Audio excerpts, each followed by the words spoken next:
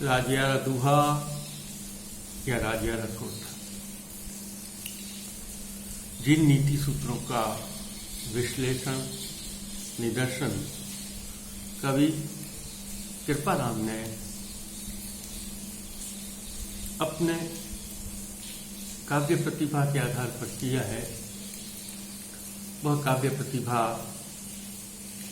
जन जन के हृदय को सीख देती है, एक आदर्श जीवन जीने के लिए प्रेरित करती है। आज हम जब कोई कार्य करते हैं तब हमारे सामने दो चीज आती है, डू एंड डोंट्स।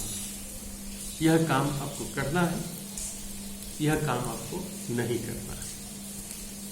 आपके लिए ये हित में है, ये आपके लिए हित में नहीं है। तो कवि ने भी, आज हम इस तरह की बात करते हैं, लेकिन कवि ने लगभग 200 साल पहले इसी तरह से कहा, इसी तरह से अपने दोहों में इस प्रकार का निर्धारण किया।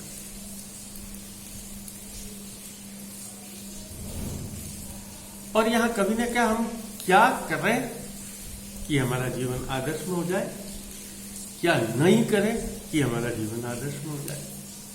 तो डू एंड डोंट दोनों की बात है।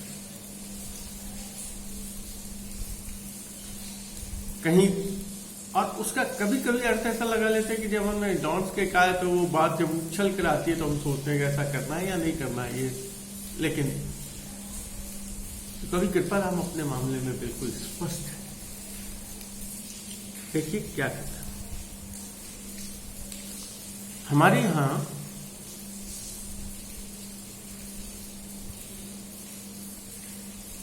व्यक्ति के गुणों को बहुत महत्व दिया गया है, व्यक्ति की प्रवृत्ति को बहुत महत्व दिया गया। कहीं कहीं इसके बुरे रूप में इसको जातियों से भी जोड़ दिया। लेकिन यहां मैं केवल संकेत कर रहा हूं, जातियों की बात नहीं कर रहा और नहीं करनी है। क्योंकि व्यक्ति जन्म से महान या बुरा नहीं होता, वह अपने क्रियाकलापों और कर्मों से महान या निम्न होता है। यह बात सभी स्वीकार करते हैं।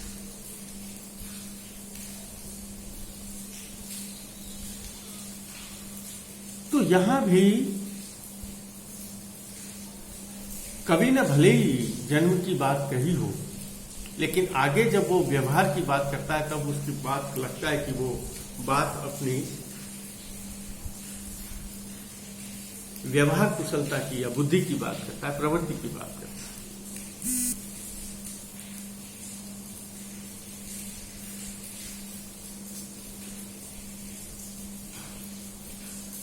देखिए क्या कहा, यहां पिंड की बात तो करिए। पिंड का कुछ लोग अर्थ जाति से ले लेते हैं, कुल से ले लेते हैं, लेकिन पिंड एक शरीर भी है, एक प्राण भी है, व्यक्ति का मन भी है। पिंड कुलच पहचान प्रीत हेत कीजे पछे, जगत कहे सो जान रेखा पाहन राजिया।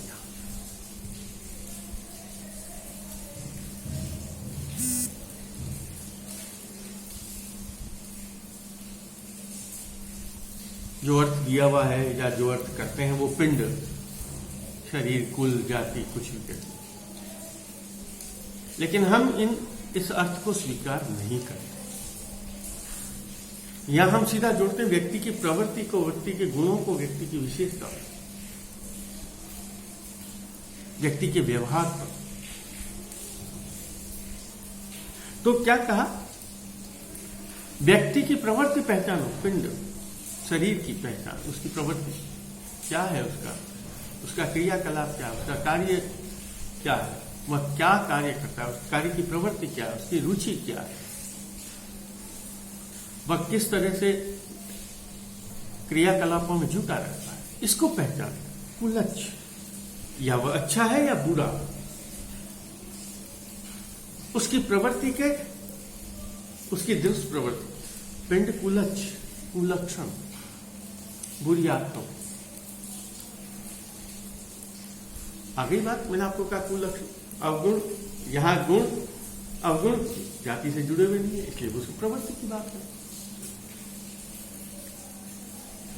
बहुत ऊंची जाति का व्यक्ति भी निम्न कार्य कर सकता है, बहुत निम्न जाति का कार्य व्यक्ति भी बहुत ऊंचा कार्य कर सकता है, इसलिए जाति से तो इसका कोई संबंध ही नहीं। तो प्रवृत्ति से कि व्यक्ति की प्रवृत्ति जो होती है ना, उसको देखकर कि ये निम्न प्रवृत्ति का व्यक्ति है या उच्च प्रवृत्ति का व्यक्ति, उसकी प्रवृत्ति को पहचान कर पिंड कुलच पहचान, कुलक्षण लक्षण कुलक्षण, अच्छाई बुराई, उच्चता निम्नता, उसको पहचान प्रीत हेत कीजिए पछे। उसके बाद हमें उस व्यक्ति से बहुत अच्छी तरह से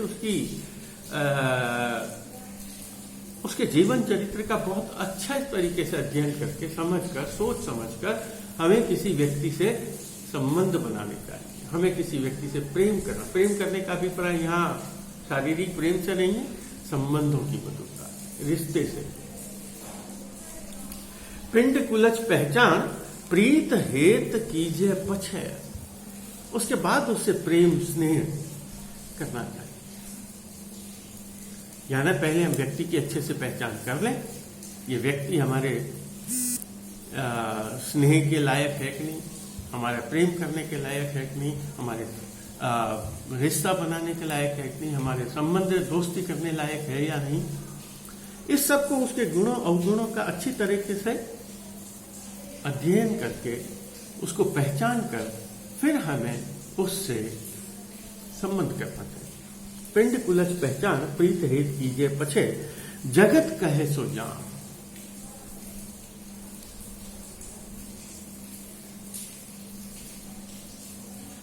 और ये वो कह रहा है, मैं नहीं कह रहा हूं उस पर, तो कभी कह रहा है मैं नहीं कह रहा हूं। हम लोग कहते हैं ना, लोग ये कहें, हम कई बार कहते हैं कोई भी कार्य करते हैं, बुरा कार्य करते हैं, हम कहते हैं लोग क्या कहेंगे।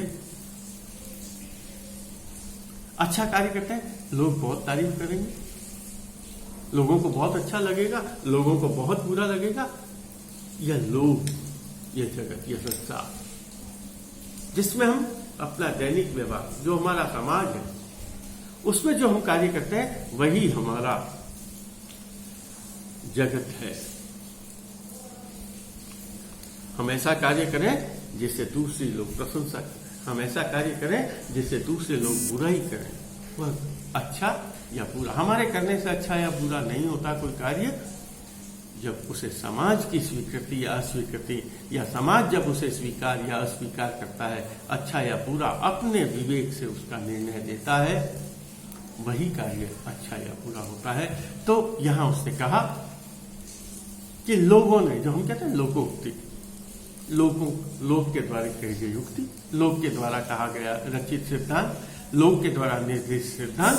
तो यहाँ कभी यही कहना चाह रहा है कि लोग के द्वारा यह सिद्धांत निर्दिष्ट किया गया है, यह बतलाया गया है। क्या बतलाया गया है? और उससे एक पत्थर की लकीर, लोहे की लकीर, पत्थर की लकीर, एक सीमा रेखा के,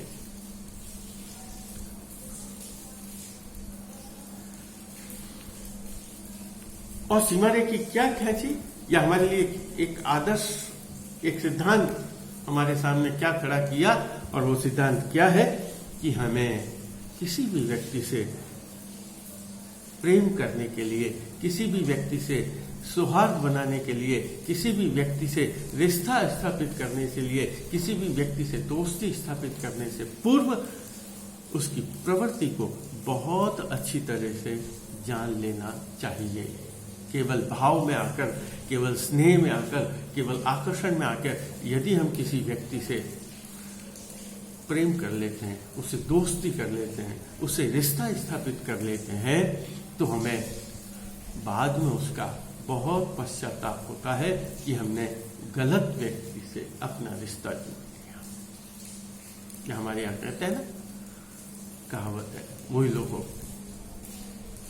पानी पीजे छान, रिश्तों कीजिए जान। बहुत अच्छी तरह से जानकर हमें रिश्ता बनाना चाहिए। तो यह क्या कहा, पिंड कुलच पहचान प्रीत हेत कीजे पचे। पहले उस व्यक्ति को बहुत अच्छी तरह से जान सकते हैं कि व्यक्ति हमें हमारे अनुकूल है, हमारे दोस्ती के अनुकूल, हमारे गुण अवगुण, इसके गुण अवगुण हमारे लिए कितने अच्छे या बुरे होंगे, तो पश्चात हमें व्यक्ति से दोस्ती करनी चाहिए। जगत कहे सो जान रेखा पहाड़ राजिया, पत्थर की लकीर, हम कहते हैं लोहे की लकीर या पत्थर की लकीर की बात, और कहते हैं लक्ष्मण रेखा की। वह लक्ष्मण रेखा क्या है कि हमें किसी व्यक्ति से रिश्ता करना है, हमें किसी व्यक्ति से दोस्ती बनानी है, हमें किसी व्यक्ति से मित्रता रखनी है, स्नेह बनाना है, तो हमें उस व्यक्ति को बहुत अच्छी तरह से जानकर, पहचान कर, बहुत अच्छी से उसका परीक्षण करके उसके पश्चात हमें उस व्यक्ति से रिश्ता जोड़ना चाहिए। अन्यथा भाव में आकर, तीव्रता में आकर, भुलावे में आकर यदि हम किसी व्यक्ति से ऐसा रिश्ता कर लेते हैं, ऐसा स्नेह बना लेते हैं, ऐसा प्रेम कर लेते हैं, तो बाद में वह रिश्ता, वह प्रेम, वह संबंध, वह मित्रता, वह दोस्ती हमारे लिए कष्टकर बन जाती है। इसलिए ऐसे रिश्तों से हमेशा बचना चाहिए जो हमारे लिए दुखद हों। और वो दुखद कब नहीं होंगे, जब हम किसी व्यक्ति से जो रिश्ता कर रहे हैं, दोस्ती बना रहे हैं, मित्रता कर रहे हैं, वो हमने बहुत अच्छी तरीके से देखभाल कर, यदि उससे स्नेह किया है, प्रेम किया है, दोस्ती करी है, तो हमारी गलती नहीं होगी। और यदि नहीं की है तो वह दोस्ती, वह रिश्ता, वह संबंध हमारे लिए दुख का कारण बन सकता है। यही कभी समझाना चाहे हमें व्यक्ति की उच्चता। फिर वापस बात कह रहा हूं, आप इसको पिंड कुलच, पिंड के जाति के अर्थ में नहीं जाएंगे। व्यक्ति के प्रवृत्ति को देखकर हमें उससे मित्रता करनी चाहिए। ठीक है, यही बात। आगे यहां भी वही बात है। क्या बात है? ये जो अभी यहां बात हुई पहले वाली, कि हमें अच्छे व्यक्ति से दोस्ती करेंगे, अच्छे व्यक्ति से मित्रता करेंगे, अच्छे व्यक्ति से संबंध रखेंगे, सौहार्द रखेंगे, स्नेह रखेंगे, तो हमारा जीवन उच्चता की ओर जाएगा। और यदि वो मित्र बनाने में हमने कहीं गलती कर ली, दोस्त बनाने में गलती कर ली, कहीं अच्छे से संबंध बनाने में, संबंध स्थापित करने में कहीं गलती कर ली, तो वह रिश्ता, वो संबंध हमारे लिए दुखद हो सकता है। कई बार हम देखते हैं ब्याह शादियों में लोग संबंध बनाते हैं कि हमारे समधी जी हो गए, लेकिन व्यक्ति निम्न होता है, व्यक्ति, लड़का या लड़की खराब होते हैं, परिजन खराब होते हैं। तो हमने किसी कारण से वह रिश्ता स्थापित कर लिया, वह संबंध स्थापित हो गया हमारे, लेकिन वह संबंध बाद में ज्यादा टिकता नहीं।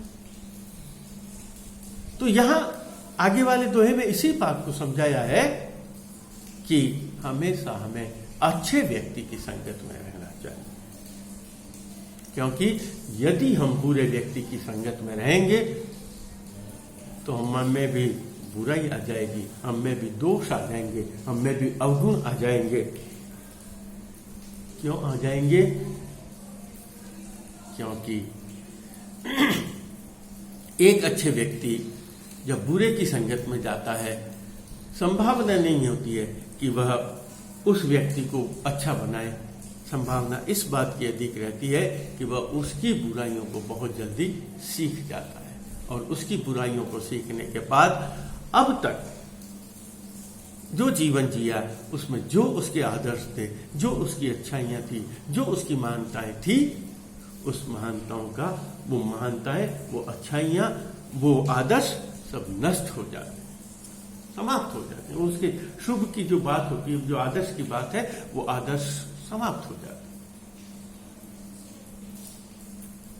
अब तक जो उसने पुण्य कमाया, अब तक जो उसने लाभ कमाया, अब तक जो उसने आदर्श कमाया, कीर्ति, यश, प्रतिष्ठा प्राप्त की, वो कीर्ति, यश, प्रतिष्ठा, लाभ, पुण्य सभी उस बुरे व्यक्ति की संगत में आने के कारण उनका क्षय हो जाता है, समाप्त हो जाता है। पुण्य गया परवार, सज्जन साथ छुटियां जदे, दुर्जन जनरी लार, रोता फिर वे राज्य। हमने व्यक्ति को पहचानने में भूल कर दी, और व्यक्ति को पहचानने में भूल कर दी तब उससे क्या हुआ, हम अब तक सज्जन व्यक्तियों के साथ रह रहे थे, और उन सज्जन व्यक्तियों के साथ रहने से हमें यश मिल रहा था, प्रतिष्ठा मिल रही थी, कीर्ति मिल रही थी, पुण्य प्राप्त हो रहा था, लाभ हो रहा था। लेकिन हमने क्या किया, हमने बुरे अच्छे व्यक्तियों का संगत तो छोड़ दिया, अच्छे व्यक्तियों का साथ तो हमने त्याग दिया। अब हमने किसके साथ को ग्रहण कर लिया, दुर्जन सज्जनों के सत्संग को छोड़ दिया, हमने दुर्जनों की संगत को ले लिया। अब दुर्जनों की संगत में लेने से कारण क्या हुआ, पुण्य गया परवार। पुण्य का मतलब है पुण्य, अब तक जो हमने पुण्य कमाया था, जो लाभ कमाया था, जो हमने आनंद प्राप्त किया था, वो सभी उन दुर्जनों की संगत से चला गया। पुण्य गया परवार, सज्जन साथ छुटिया देते। सज्जनों का साथ, सज्जन का मतलब है जो सत्पुरुष है, जो आदर्श पुरुष है, दो देव पुरुष है, संत हैं, सत प्रवृत्ति के, अच्छी प्रवृत्ति के व्यक्ति हैं। उन व्यक्तियों का जब हमारा साथ छूट जाता है, तब हमारे जितने भी पुण्य हैं उन पुण्यों का क्षय हो जाता है। और उसके पश्चात क्या होता है, जो दुर्जन व्यक्ति होते हैं, दो दुष्ट व्यक्ति होते हैं, जो खराब संगति के व्यक्ति होते हैं, जो दुर्गुणों से भरे हुए व्यक्ति हैं, उनके जब पीछे हम लग जाते हैं, जब हम उनके साथ लग जाते हैं, तो दुर्जन जनरी लार, रोता फिर वे राजिया। तब हम उसके बाद में हम जो सद्मार्ग उस सन्मार्ग को तो छोड़ दिया, अच्छे मार्ग को छोड़ दिया, आदर्श को छोड़ दिया। अब हम उन्हीं बुराइयों में, उसी दुष्प्रवृत्ति में, उसी नशाखोरी में, उसी गंदी आदतों में भटकते रहते हैं। और उसके बाद में हम चाहते हैं कि हमें आदर्श का मार्ग मिले, हम चाहते हैं कि हमें अच्छाई का मार्ग मिले, हम चाहते हैं कि पुनः हम सन्मार्ग पर आए।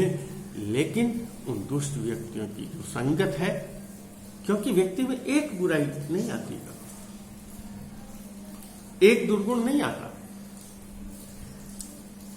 सद्गुण तो हो सकता है एक आए, लेकिन दुर्गुण जब आता है ना, वो अपने साथ पूरा दुर्गुणों का समूह लेकर आता।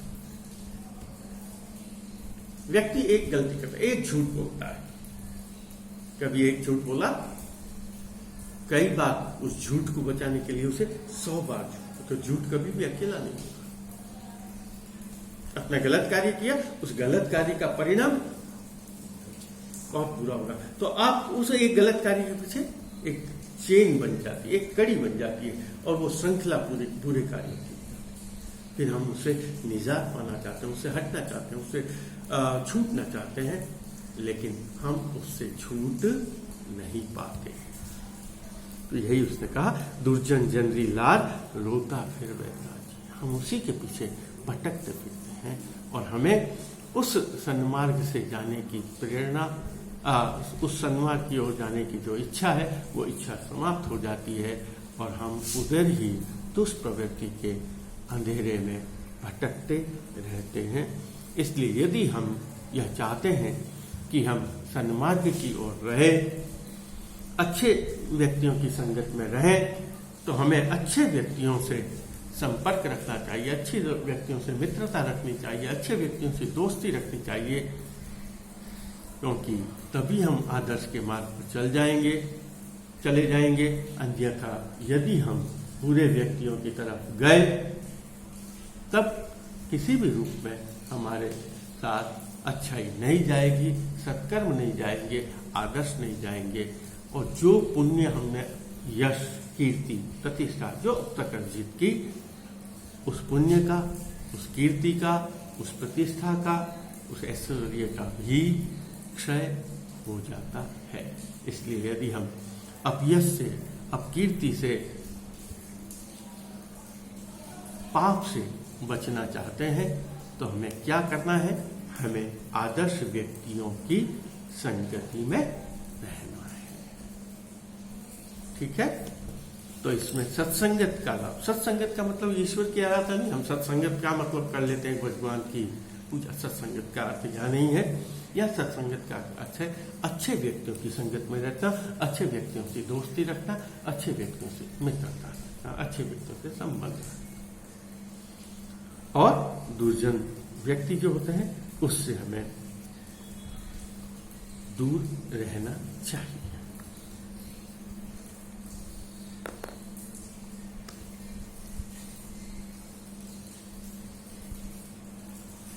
आगे के दोहे में कभी एक बात बता,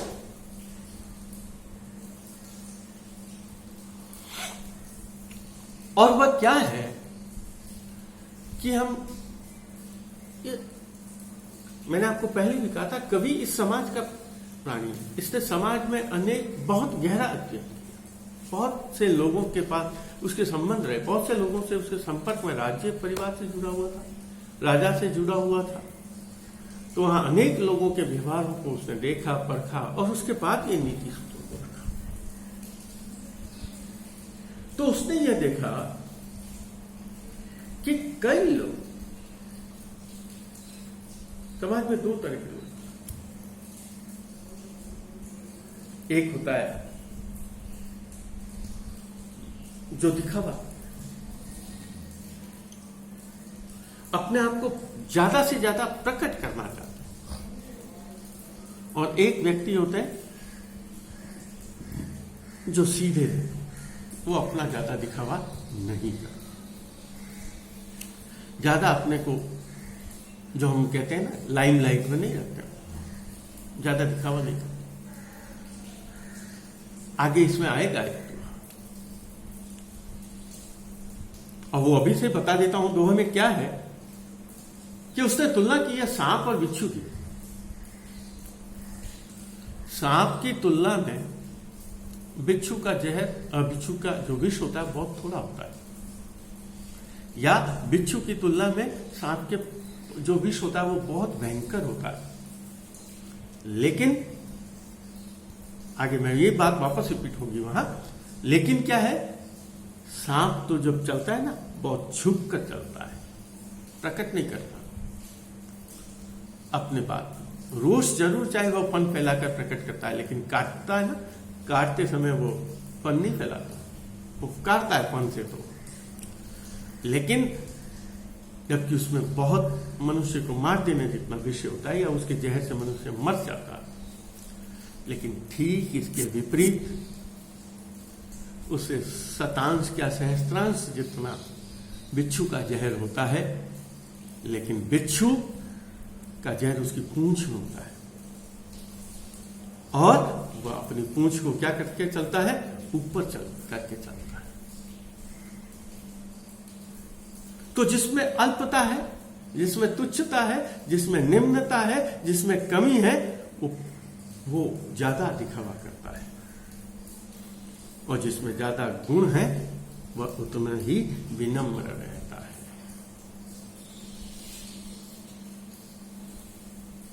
इसलिए ज्यादा गुणवान व्यक्ति होता है वो अपने गुणों का कभी बखान नहीं करता, वो अपनी विशेषता का बखान नहीं करता। व्यक्ति उसे अपना आप जानता, दिखावा नहीं करता। जबकि जिनको शक्ति कम है, बुद्धि कम है, धन ऐश्वर्य बल कम है, वो व्यक्ति की कमजोरी, वो कमजोरी क्या है, जो उसकी कमजोरी न्यूनता है ना, उस न्यूनता को वो दबाना चाहता है, उस कमी को वो दबाना चाहता है, और वह बताना चाहता है कि हाँ मैं इतना सक्षम हूं, इसलिए वह उसका दिखावा करता है। और वो दिखावा इसलिए करता है ताकि वो सोचता है कि समाज में लोग मुझे ताकतवर समझे, मुझे बुद्धिमान समझे, मुझे बलवान समझे, इसलिए वह उस वस्तु का दिखावा करता है जो उसके पास कम होती है। लेकिन वास्तव में जो उस शक्ति के धारक होते हैं, वास्तव में जो उस शक्ति के वाहक होते हैं, जो शक्ति को धारण करते हैं, वो उस शक्ति का प्रकट कभी नहीं करते। जैसे रहीमदास जी ने कहा, रहीमन हीरा कब कहे लाख हमारो मूल्य। हीरा कभी नहीं कहता है मेरा मूल्य लाखों का है। बड़े बड़ाई न करें, बड़े न बोले बोल, रहीमन हीरा कब कहे लाख हमारो मूल्य। यही बात को यहाँ प्रकट किया है। रहीमन हीरा नहीं कहता कि मेरा लाख रुपए की कीमत है, वो तो चुपचाप पड़ा रहता है। वो तो जो जानता है, जो उसका पारखी है, जो उसका गुणग्राहक है, वह जानता है इस हीरे की कीमत कितनी है। ठीक इसी प्रकार जो व्यक्ति प्रभुत्व संपन्न होता है, जो महानता को लिए हुआ होता है, वह तो कहता है मैं तो मिट्टी के बराबर हूं। और उसके विपरीत जो मिट्टी के बराबर होता है ना, वो अपने आप को इतना प्रकट करता है मैं तो पर्वत के समान हूं। तो कवि ने कहा वह व्यक्ति जो पर्वत जितना होने के पश्चात भी अपने को मिट्टी जितना सिद्ध करता है, वही व्यक्ति इस संसार में महान कहा गया। देखिए क्या कहा, शक्ति होने पर भी विनम्रता है, धन होने के बाद भी सौम्यता है, बुद्धि होने के बाद भी शीलता, शक्ति होने के बाद भी सत्व है। वह व्यक्ति महान है। प्रभुता मेर प्रमाण आप रहे रजकण ईसा, जिके पुरुष धन जान रवि मंडल बिच राज्य। देखिए क्या कहा, प्रभुता महानता, उच्चता कितनी है। प्रभुता मेरु, सुमेरु पर्वत विशाल महान। प्रभुता मेरु प्रमाण, पहाड़ जितनी महानताओं को लिए, पहाड़ होता है बहुत उच्च, सूक्ष्म पहाड़ों में भी सुमेरु पर्वत मेरु। प्रभुता मेरु प्रमाण आप रहे रजकण ईसा। खुद में क्या नहीं है, मैं तो कुछ भी नहीं, मैं तो बिल्कुल मिट्टी बराबर, धूल के कण के बराबर। अपने को पहाड़ नहीं मानता, वो अपने को क्या मानता है, एक मिट्टी का कण मानता है। आप रहे रजकण ईसा, जिके पुरुष धन जान। कवि ये कह रहा है ऐसे ही मनुष्यों को धन्य मानना चाहिए। जिके पुरुष धन जान, ऐसे व्यक्तियों को बहुत धन्य मानना चाहिए, या ऐसे व्यक्ति ही धन्य है। रवि मंडल बिच राज्य, इस सृष्टि में उन्हीं व्यक्तियों को महान माना गया है, इस संसार में उन्हीं व्यक्तियों को महान माना गया है जो बहुत शक्तिशाली होते हुए भी अपने आप को तुच्छ मानते हैं, अपने आप को बहुत बड़ा होने के बाद भी अपने आप को बहुत छोटा समझते हैं, महान होने के बाद भी उनकी महानता भी इसी में ही होती है, क्योंकि वो अपने को कुछ गिनते नहीं, मैं तो कुछ नहीं, करने वाला भगवान है। और लेकिन इसके विपरीत चाहे कुछ भी नहीं करता, जैसे आपने कहा ना, इससे पहले आया पुटिया की जो पांव राखी ऊपर, पुटिया पक्षी छोटा सा पक्षी उल्टा रहता है, उसे पूछा क्यों, तो उसने कहा कहीं आसमान गिर न जाए, और गिरेगा तो मैं उसे अपने पंजों पर ले लूंगा। तो वह छोटा सा पक्षी वह अपनी शक्ति को प्रकट करता है, लेकिन यहां उसने कहा वही मनुष्य धन्य है, वही मनुष्य महान है जो शक्ति होते हुए भी अपने आप को नगण्य गिनता है, महान होने के बाद भी अपने को बहुत तुच्छ गिनता है।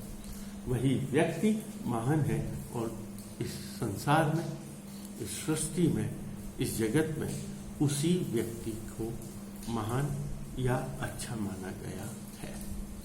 ठीक है, आगे चलो ठीक है, आज इतना ही, धन्यवाद।